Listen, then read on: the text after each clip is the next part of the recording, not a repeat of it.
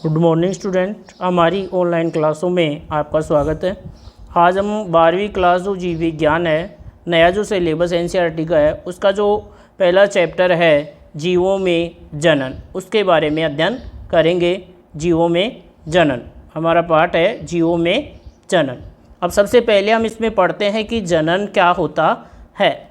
जनन क्या होता है उसके बारे में पढ़ते हैं। जनन जनन होता है क्या? अपने समान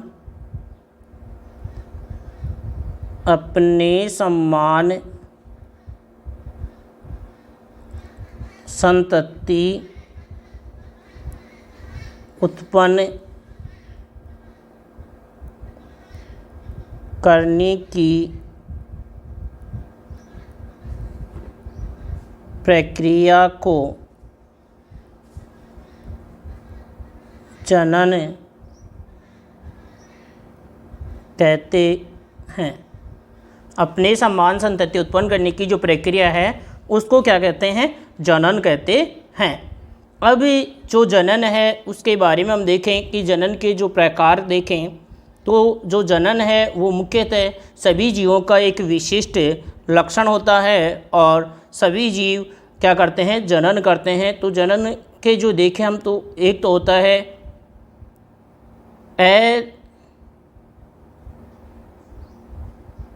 अलैंगिक जनन और दूसरा होता है लैंगिक जनन। ये है जीवों में अलैंगिक जनन और एक है लैंगिक जनन।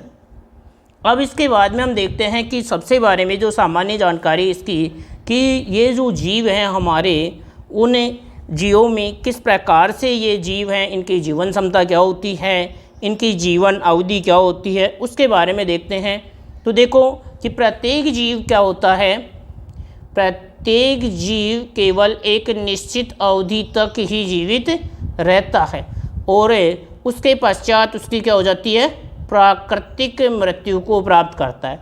अब यहाँ पर देखना कि जो ये बता रहे हैं क्या, सबसे पहले प्राकृतिक मृत्यु, यहाँ पर ये शब्द देखना, प्राकृतिक मृत्यु।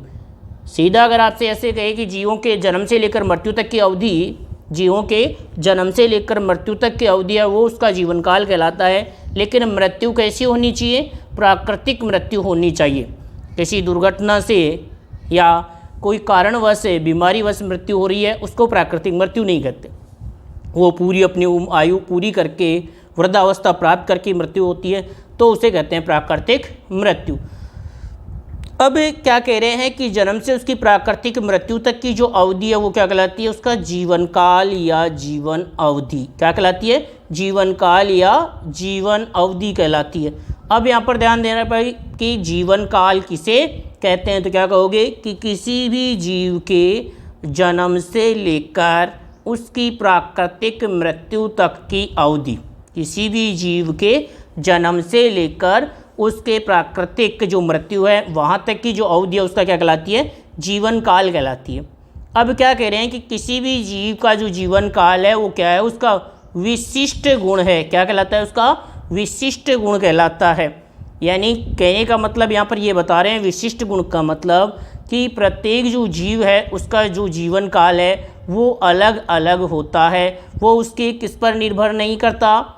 आकार और जटिलता पर निर्भर नहीं करता है।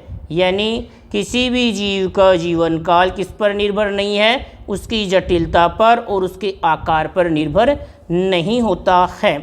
क्योंकि कोई भी जीव, अगर आकार हम ये कहें कि बड़ा आकार का जीव है वो ज़्यादा समय जिएगा, कम आकार का जीव है वो कम समय जिएगा, ऐसा नहीं है। इसमें उदाहरण यहाँ पर बताया गया है, जैसे कि एक क्या है, जैसे कौवा और तोता। क्या है? कौवा और तोता है, उनका जो आकार है, देखो कौवा और तोता, आकार अगर हम देखें तो ये लगभग बराबर से आकार के होते हैं, बल्कि तोता छोटा होता है कौवे से लगभग। फिर भी हम अगर देखें तो देखो कौवे का जो जीवन काल है वो बताया कितना? 15 वर्ष, जबकि तोते का जीवन काल हो कितना बताया? 140 वर्ष। तो यहाँ पर यही कह रहे हैं कि किसी भी जीव का जीवन काल उसके आकार और जटिलता पर निर्भर नहीं करता है।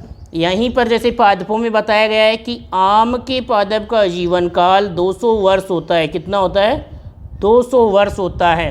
जबकि जो पीपल है उसके पादप जो हैं उनका जो जीवन काल है वो जीवन काल बताया है कितना? 2500 वर्ष तक होता है।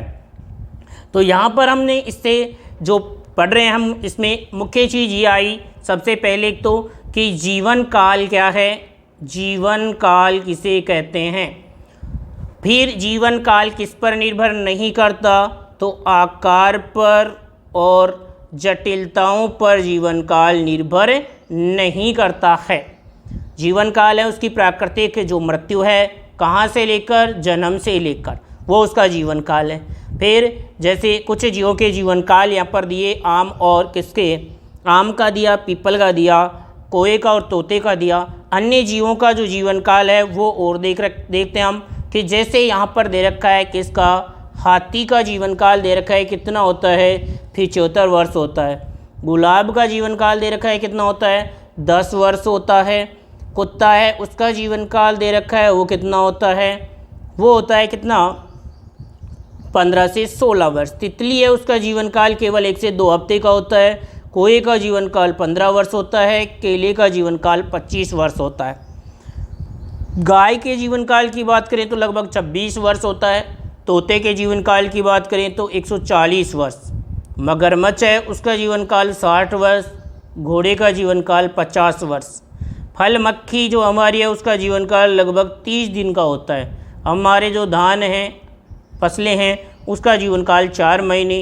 कछुए का जीवन काल 100 से 150 वर्ष और बरगद का जीवन काल होता है कितना, 300 से 500 वर्ष तक जो है वो होता है बरगद का जीवन काल। तो यहाँ पर हमने क्या दिया कि कुछ जो मुख्य जीव हैं उनके जीवन काल के बारे में बताया गया है कि जैसे यहाँ पर जीवन काल है किस किस के बता दिए, हाथी का बताया, कुत्ते का बताया, कौवे का बताया, इधर बाद में गुलाब का बता दिया, केले का बता दिया, तितली का बताया, गाय का है, तोते का है, मगरमच्छ का, घोड़ा है, फल मक्खी जो है घरेलू मक्खी बोलते हैं इसको, और धान, कछुआ और बरगद। इनके जीवन कालों के बारे में हमने देखा है कि इनके कितने जीवन काल होते हैं।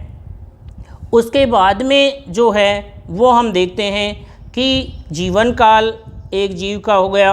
अब यहाँ पर ये कह रहे हैं कि जीवन की जो अवधि कितनी भी हो, यानी किसी भी जीव का जीवन काल कितना भी हो, चाहे कुछ दिनों से लेकर, चाहे जीव का जीवन काल है वो कुछ दिनों से लेकर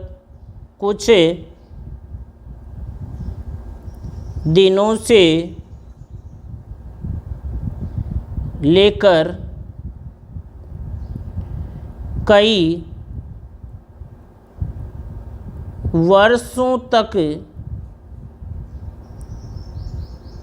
हो सकता है। जीवन काल है वो क्या हो सकता है, क्या कह रहे हैं, कुछ दिनों से लेकर कई वर्षों तक हो सकता है। लेकिन यहाँ पर जो मुख्य चीज़ वो है कि प्रत्येक जीव की क्या है, मृत्यु सुनिश्चित है। प्रत्येक जीव, जो भी जीव जन्म ले रहा है इस पृथ्वी पर, उसकी मृत्यु भी क्या है, सुनिश्चित है। चाहे वो जल्दी हो, चाहे वो मृत्यु उसकी क्या हो, लेट हो, लेकिन मृत्यु जरूर होगी। लेकिन यहाँ पर क्या बताया, यद्यपि कुछ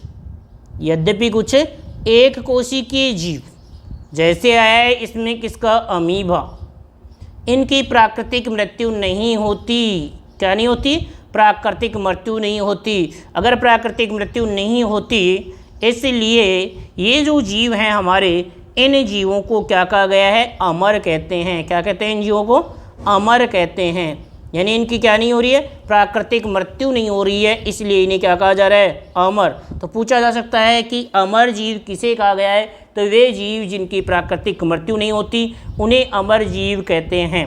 अब इनकी क्या होगा, मृत्यु कैसे नहीं होती कि जैसे जैसे ये वृद्धि करते हैं उसके साथ इसमें द्विभाजन हो जाता है, और इस प्रकार एक जीव से क्या हो जाते हैं, 2 जीवों का निर्माण हो जाता है।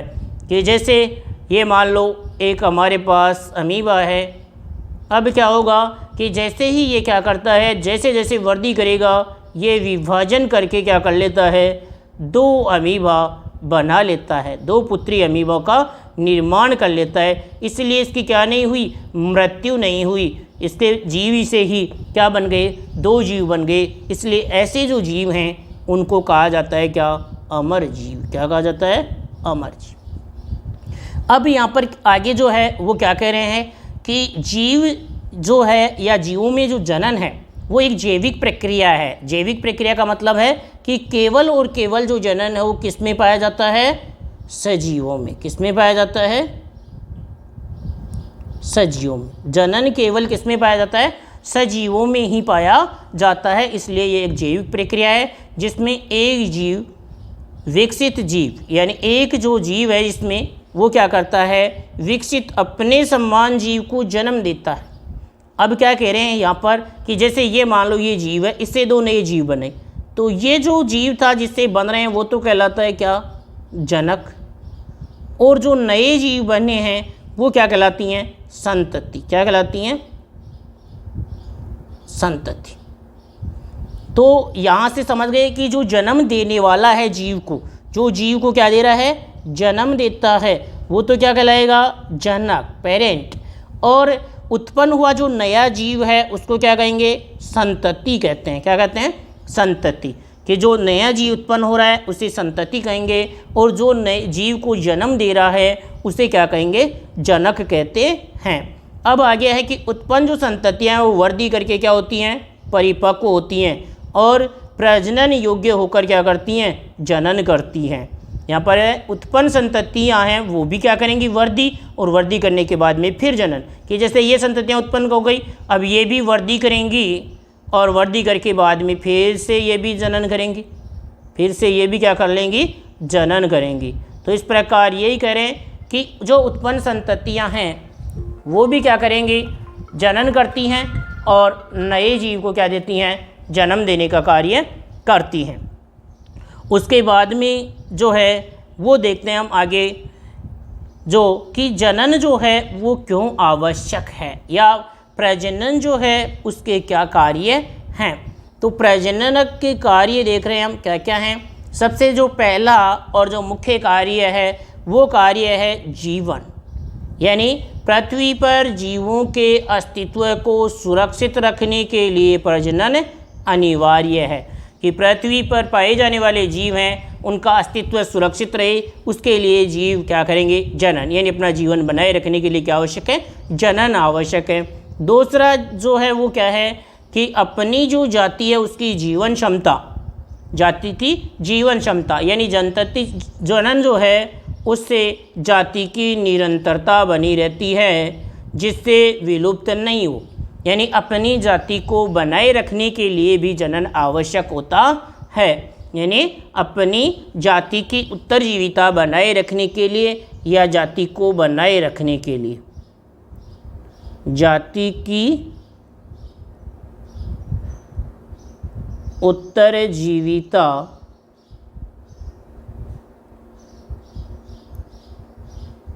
बनाए रखने के लिए, अपनी जाति को बनाए रखने के लिए या अपनी जाति की जो उत्तरजीविता है उसको बनाए रखने के लिए भी क्या आवश्यक होता है, जनन आवश्यक होता है। इसके कारण ही जो जाति है वो विलुप्त होने से क्या होती है, बच जाती है, विलुप्त नहीं होती।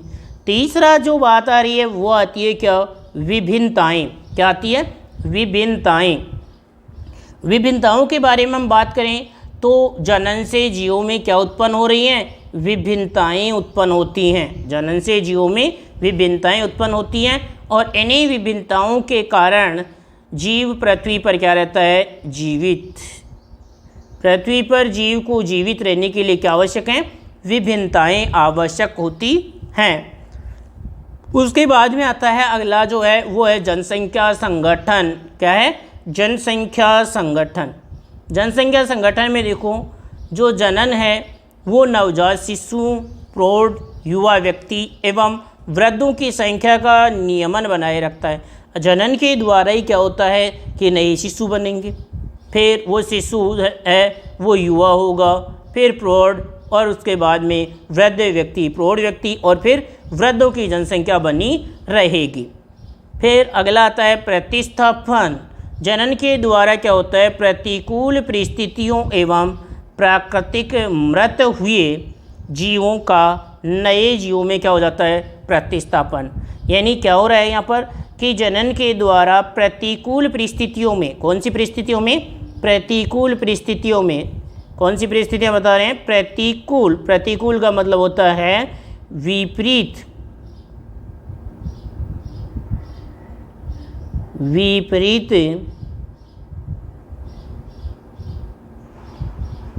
परिस्थितियों में। यानी जो विपरीत परिस्थितियाँ होती हैं जीव की, उन विपरीत परिस्थितियों में या प्राकृतिक मृत हुए जीव जो हैं उनका नए जीवों से क्या हो जाता है, प्रतिस्थापन हो जाता है, यानी वहाँ पर नए जीव आ जाते हैं। इसके लिए भी जो है वो जनन हमारा आवश्यक है। अब आता है हमारा किसके बाद में, जनन के प्रकार। किसके बारे में आता है, जनन के प्रकार के बारे में आता है।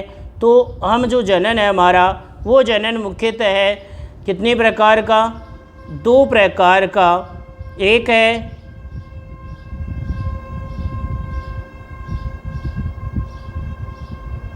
अलैंगिक जनन और दूसरा है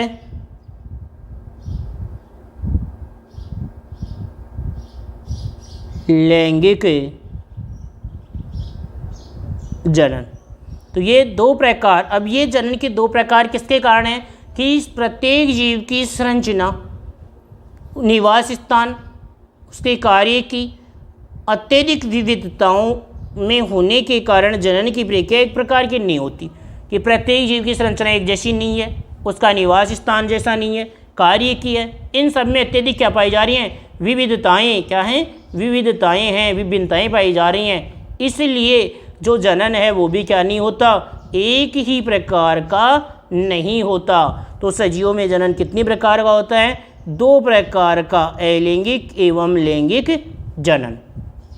अब यहाँ पर ये कह रहे हैं कि जो अलैंगिक जनन है, अलैंगिक जनन में क्या नहीं हो रहा है, युग्मक निर्माण और युग्मक संलयन की प्रक्रिया नहीं होती है। क्या कह रहे हैं यहाँ पर कि जो अलैंगिक जनन है उसमें युग्मक निर्माण नहीं हो रहा है और क्या नहीं होगा, युग्मक संलयन नहीं होता है। जबकि लैंगिक जनन में क्या होगा, युग्मक निर्माण भी और युग्मक संलयन भी। यानी यहाँ पर ये कह रहे हैं अलैंगिक जनन है उसमें युग्मक निर्माण व युग्मक संलयन नहीं होता है। अलैंगिक जनन में तो युग्मक निर्माण और युग्मक संलयन की प्रक्रिया नहीं होती है, जबकि इसमें क्या होता है, नहीं, क्या इसमें युग्मक निर्माण और युग्मक संलयन की प्रक्रिया होती है।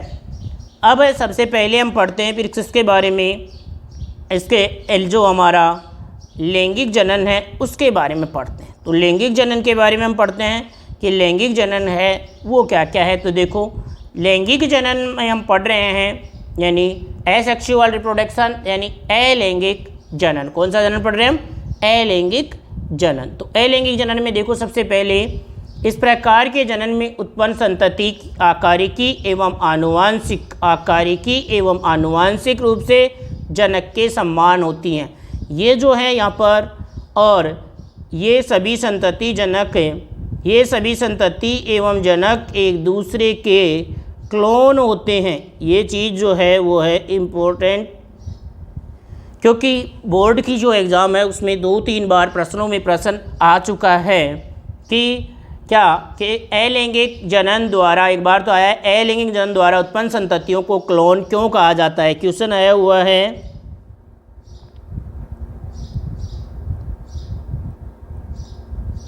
अलैंगिक जनन द्वारा उत्पन्न संततियों को क्लोन क्यों कहा जाता है।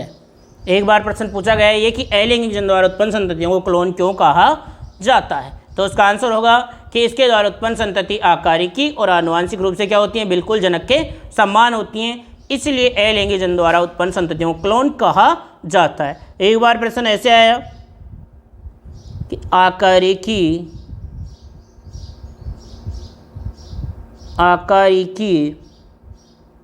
एवं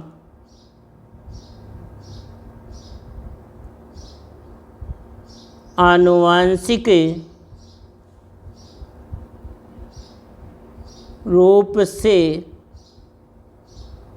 जनक के समान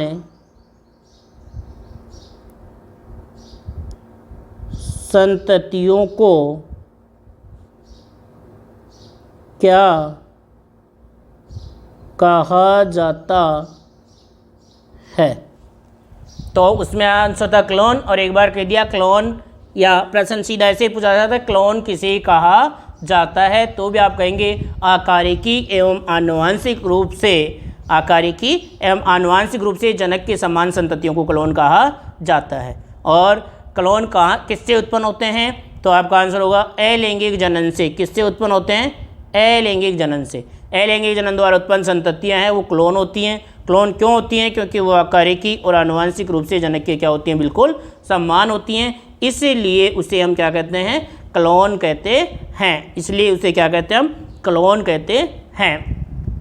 अब इसके बाद में हम पढ़ते हैं किसके बारे में, अलैंगिक जनन के प्रकार के बारे में। किसके बारे में पढ़ते हैं, अलैंगिक जनन के प्रकार के बारे में पढ़ते हैं।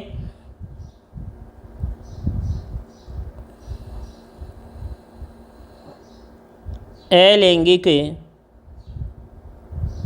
जनन के प्रकार। अब देखो अलैंगिक जनन के प्रकार पढ़ रहे हैं हम, तो जीवों में अलैंगिक जनन है उसकी अनेक विधियां होती हैं, जिसमें सबसे पहली जो विधि है वो विधि है विखंडन। कौन सी विधि पढ़ते हैं हम, सबसे पहले विखंडन विधि पढ़ते हैं। सबसे पहली विधि है विखंडन। देखो विखंडन विधि में क्या कह रहे हैं कि इस प्रकार के अलैंगिक जनन में जनक कोशिका क्या करती है, दो समान भागों में, इसमें क्या होती है विखंडन में, जनक कोशिका दो या दो से अधिक समान भागों में विभक्त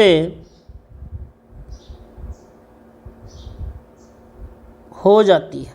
यानी जो विखंडन जनन उसमें ये कह रहे हैं कि जनक कोशिका है वो दो या दो से अधिक समान भागों में विभक्त हो जाती है। अब यहाँ पर शब्द आया दो या दो से अधिक समान भागों में, दो या दो से अधिक समान भागों में।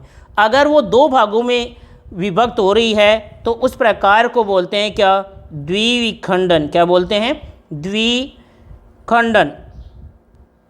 द्विखंडन कितने भागों में बटे, जब दो भागों में।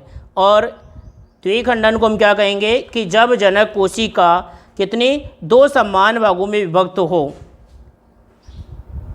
जब जनक कोशिका दो समान भागों में विभक्त हो जाए तथा प्रत्येक भाग वृद्धि करके नए जीव का निर्माण करता है उसे बोलते हैं क्या? द्विखंडन। क्या कहते हैं ऐसे जनन को? द्विखंडन जनन कहते हैं। और इस प्रकार के जो जीव हैं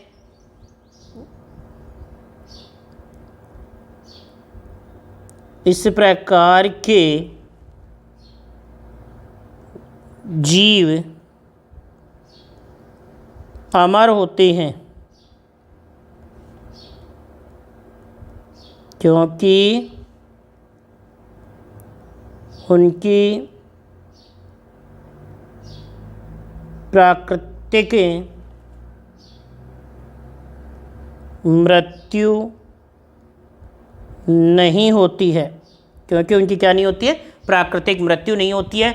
इसलिए इस प्रकार के जनन से जो उत्पन्न जीव हो क्या होते हैं? अमर जीव होते हैं। और इसका एग्जाम्पल जो है वो आता है क्या? अमीबा। क्या आता है? अमीबा। अब अगर हम देखें कि जैसे ये अमीबा है, अब इसमें क्या होगा? ये दो बराबर भागों में विभक्त होगा और दोनों भाग बाद में वृद्धि करके दो संतति अमीबा का निर्माण कर लेंगे। क्या कर लेंगे? दो संतति अमीबा का निर्माण कर लेंगे। तो इस प्रकार का जो हमारा जनन है वो जनन कहलाया क्या? द्विखंडन जनन। कौन सा जनन कहला रहा है? द्विखंडन जनन। देखो कितने भागों में? दो समान भागों में। यानी जनक जीव दो समान भागों में टूट रहा है तो उसे द्विखंडन कहेंगे। अगर वो दो से अधिक में टूट रहा है तो उसे हम बोलेंगे क्या? बहुखंडन। क्या बोलेंगे? बहुखंडन। क्या कहेंगे कि जब जनक कोशिका या जो जनक जीव है, जब जनक कोशिका या जो जनक जीव है वो क्या हो? जनक कोशिका द्वारा अनेक संततियाँ उत्पन्न हों। जब जनक कोशिका द्वारा अनेक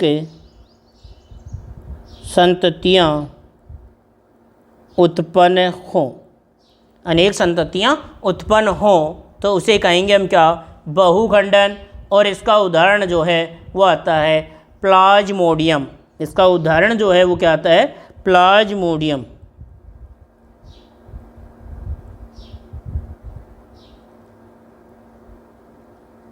इसका उदाहरण है प्लाज्मोडियम। तो ये हमारा अलैंगिक जनन जो था उस अलैंगिक जनन का एक जो प्रकार है हमारा कौन सा? विखंडन प्रकार है, वो पूरा हो गया।